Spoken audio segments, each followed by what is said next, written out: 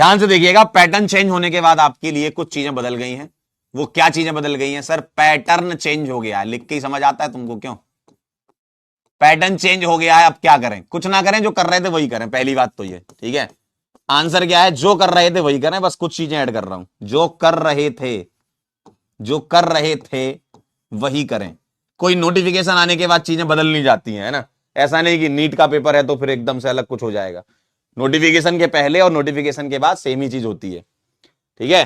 तो जो कर रहे थे वही करना है।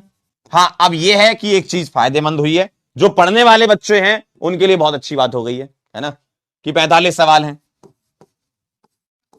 ठीक है। 35 + 15 वाला खेल अब खत्म हो गया है। तो अब आपको थोड़ा सा स्पेसिफिक, थोड़ा सा माइंड से शार्प होना बहुत जरूरी है ना। अब बड़ा स्पेसिफिक होना है, ठीक है, और बहुत माइंड शार्प होना चाहिए आपका। और उन्हीं शार्प माइंड को अगर आपको सवालों के माध्यम से करना है, हम लोगों ने लास्ट ईयर एक सीरीज लाए थे, उत्थान सीरीज से लास्ट ईयर आपको यूट्यूब पे मिलेगी। इसमें बढ़िया बढ़िया सवाल निकाल के आपको करवाए गए थे। तो जो बच्चे, देखो ये भी बात है कि ये बच्चे कौन करें, जिनको ऐसा लगता है, कॉन्फिडेंस है उनमें, जिनको ऐसा लग रहा है कि हां मैं थोड़े से और ऊपर वाले लेवल के सवाल कर सकता हूं, तो उत्थान में हम लोगों ने अच्छे जेईई मेन के सवाल निकाल के करवाए थे। तो उत्थान सीरीज से आप प्रैक्टिस कर सकते हो, ये आपके लिए प्रैक्टिस के लिए है ना, सवाल ही थे इसमें। तो आप यहां से प्रैक्टिस कर लें ताकि थोड़े अच्छे सवालों की प्रैक्टिस हो जाए। और बाकी हम क्या करेंगे, अभी जैसे ही सिलेबस खत्म होगा तो रिवीजन जब कराएंगे, तो जितने सवाल हैं इनसे ऊपर के लेवल के ही सवाल आपको करवाए जाएंगे रिवीजन में, है ना। तो उसके लिए भी आप तैयार रहें। कह रहे अंडरलाइन कर दो देखो, जो कर रहे थे वही करना है, ये ठीक है। तो आपको उत्थान सीरीज से प्रैक्टिस करनी है ये, ठीक है।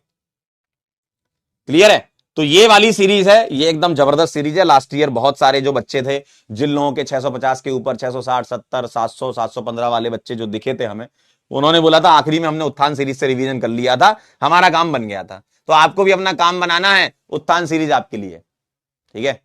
उत्थान सीरीज आपके लिए है। और लास्ट ईयर की सीरीज बहुत तगड़ी है, आप वहां जाके देख सकते हैं, यूट्यूब पे मिलेगी आपको ये, ठीक है। और कोई पेपर टफ नहीं आने वाला है, आसान ही आएगा। बस ये है कि अब थोड़ा सा मामला स्पेसिफिक हो गया, चॉइस खत्म हो गई, तो आपको भी थोड़ा स्पेसिफिक होना पड़ेगा। तो उसके लिए तुमको क्या करना होगा, बार बार रिवीजन करना होगा, अच्छे थोड़े सवाल लगाने पड़ेंगे, ठीक है। क्लियर है? कह रहे यकीन प्लस से कर लें, बिल्कुल कर लो, यकीन प्लस में भी वही है ना। आप यकीन प्लस से भी कर सकते हो, कोई टेंशन नहीं है बेटा। देखो अब ऐसे तुम फिर बहुत सारी चीजें लिख सकते हो कि सर ये कर लें, वो कर लें। हमने आपको एक बात बता दी है, यही करना है। अगर आपकी इच्छा नहीं करना है तो आप सोच लो, करना यही है। कृपा यहीं रुकी हुई है आपकी। अगर आपको अच्छे सवाल करने हैं, आपको लगता है कि नहीं मैंने अच्छे से सारा कर रखा है, मेरा कोई बैकलॉग नहीं है, मैंने डीपीपी कर ली, क्लास के सवाल कर लिए। देखो सीक्वेंस होता है ना, सबसे पहला मेन टारगेट तो आपका यही होना चाहिए, क्लास के सवाल, डीपीपी, होमवर्क और रिवीजन। आपको लगता है सर मेरे लिए ये सब हो गया है, और क्या करें? ये उन बच्चों के लिए, ऐसा नहीं कि आप क्लास छोड़ के यहीं चले जा रहे हो कि आओ उत्थान सीरीज में आ जाते हैं।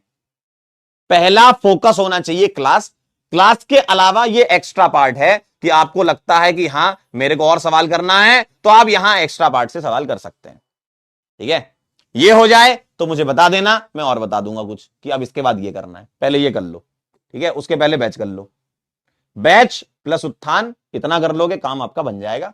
अगर आपका काम हो गया कि सर मेरा उत्थान भी हो गया, तो बताना मुझे, है ना, कुछ और भी फिर बता देंगे, ठीक है। ऐसा नहीं कि सारा एक साथ बता दिया, ये भी कर लो वो भी कर लो, आप नहीं कर पाओगे इतना, ठीक है। आपको और भी सब्जेक्ट पढ़ने होंगे ना,